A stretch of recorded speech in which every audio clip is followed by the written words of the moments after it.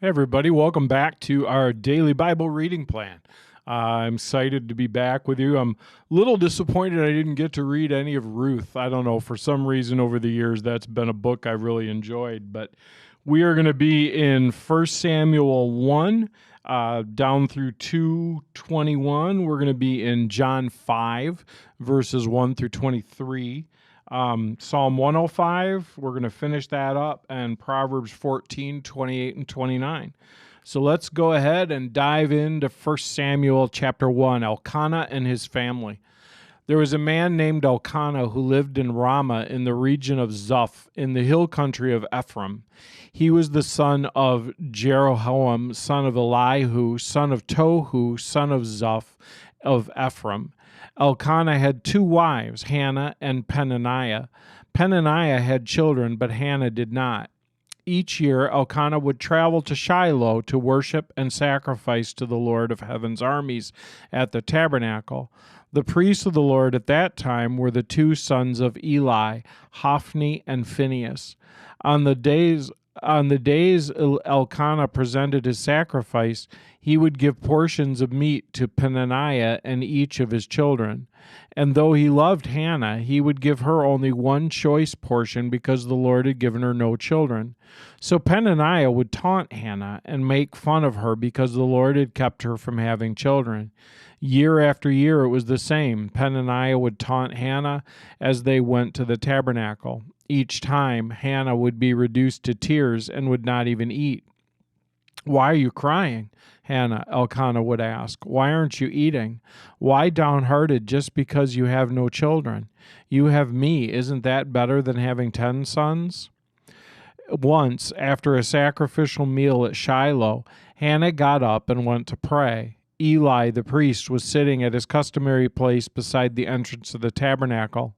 Hannah was in deep anguish, crying bitterly as she prayed to the Lord, and she made this vow: "O Lord of heaven's armies, if you will look upon my sorrow and answer my prayer and give me a son, then I will give him back to you. He will be yours for his entire lifetime, and as a sign that has been dedicated to the Lord, his hair will never be cut."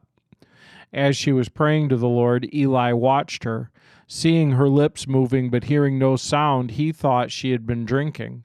"Must you come here drunk?" he demanded. "Throw away your wine." "Oh, no, sir," she replied. "I haven't been drinking wine or anything stronger.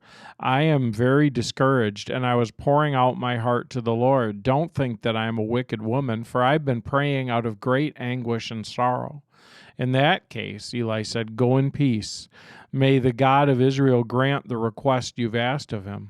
"Oh, thank you, sir." And then she went back and began to eat again, and she was no longer sad. The entire family got up early the next morning and went to worship the Lord once more. Then they returned to Ramah. When Elkanah slept with Hannah, the Lord remembered her plea, and in due time she gave birth to a son. She named him Samuel, for she had said, I asked the Lord for him." The next year, Elkanah and his family went on their annual trip to offer a sacrifice to the Lord and keep his vow. But Hannah did not go. She told her husband, "Wait until the boy is weaned, then I will take him to the tabernacle and leave him there with the Lord permanently." "Whatever you think is best," Elkanah agreed. "Stay here for now, and may the Lord help you keep your promise." So she stayed home and nursed the boy until he was weaned. When the child was weaned, Hannah took him to the tabernacle in Shiloh. They brought him a 3-year-old bull for the sacrifice and a basket of flour and some wine. After sacrificing the bull, they brought the boy to Eli. "Sir, do you remember me?" Hannah asked. "I'm the very woman who stood here several years ago praying to the Lord. I asked the Lord to give me this boy, and he has granted my request. Now I am giving him to the Lord, and he will belong to the Lord his whole life." And they worshiped the Lord there. And then Hannah prayed, "My heart rejoices in the Lord. The Lord has made me strong. Now I have an answer from my enemies. I rejoice because you rescued me. No one is holy like the Lord. There is no one beside you. There is no rock like our God." Stop acting so proud and haughty. Don't speak with such arrogance, for the Lord is a God who knows what you have done. He will judge your actions. The bow of the mighty is now broken, and those who stumbled are now strong. Those who were well fed are now starving, and those who were starving are now full. The childless woman now has 7 children, and the woman with many children wastes away. The Lord gives both death and life. He brings some down to the grave, but raises others up. The Lord makes some poor and others rich. He brings some down and lifts others up. He lifts the poor from the dust and the needy from the garbage dump. He sets them among princes, places them in seats of honor. For all the earth is the Lord's, and he has set the world in order. He will protect his faithful ones, but the wicked will disappear in darkness. No one will succeed by their strength alone. Those who fight against the Lord will be shattered. He thunders against them from heaven. The Lord judges throughout the earth. He gives power to his king. He increases the strength of his anointed one. And then Elkanah returned home to Ramah without Samuel, and the boy served the Lord by assisting Eli the priest. Now the sons of Eli were scoundrels who had no respect for the Lord or for their duties as priests. Whenever anyone offered a sacrifice, Eli's sons would send over a servant with a 3-pronged fork. While the meat of the sacrifice animal was still boiling, the servant would stick the fork into the pot and demand that whatever is brought up be given to Eli's sons. All the Israelites who came to worship at Shiloh were treated this way. Sometimes the servant would come even before the animal's fat had been burned on the altar. He would demand raw meat before it had been boiled so that it could be used for roasting. The man offering the sacrifice might reply, "Take as much as you want, but the fat must be burned first." And then the servant would demand, "No, give it to me now or I'll take it by force." So the sin of these young men was very serious in the Lord's sight, for they treated the Lord's offerings with contempt. But Samuel, though he was only a boy, served the Lord. He wore a linen garment like that of a priest. Each year his mother made a small coat for him and brought it to him when she came with her husband for the sacrifice. Before they returned home, Eli would bless Elkanah and his wife and say, "May the Lord give you other children to take the place of this one she gave to the Lord." And the Lord blessed Hannah, and she conceived and gave birth to 3 sons and 2 daughters. Meanwhile, Samuel grew up in the presence of the Lord. Then we go forward to John chapter 5, and we read the first 23 verses. Afterward, Jesus returned to Jerusalem for one of the Jewish holy days. Inside the city, near the sheep gate, was the pool of Bethsaida, with 5 covered porches. Crowds of sick people, blind, lame, or paralyzed, lay on the porches. One of the men lying there had been sick for 38 years. When Jesus saw him and knew he had been ill for a long time, he said, "Would you like to get well, sir?" "I can't, sir," the sick man said, "for I have no one to put me into the pool when the water bubbles up. Someone else always gets there ahead of me." Jesus told him, "Stand up, pick up your mat, and walk." Instantly the man was healed. He rolled up his sleeping mat and began walking. But his miracle happened on the Sabbath, so the Jewish leaders objected. They said to the man who was cured, "You can't work on the Sabbath. The law doesn't allow you to carry that sleeping mat." But he replied, "The man who healed me told me, 'Pick up your mat and walk.'" "Who said such a thing as that?" they demanded. The man didn't know, for Jesus had disappeared into the crowd.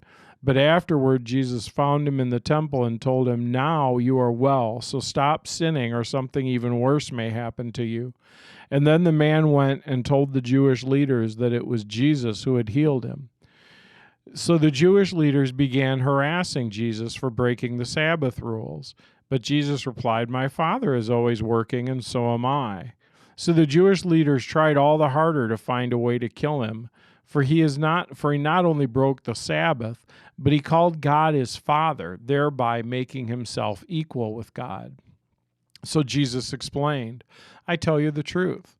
The Son can do nothing by himself. He does only what he sees the Father doing. Whatever the Father does, the Son does. For the Father loves the Son and shows him everything he's doing.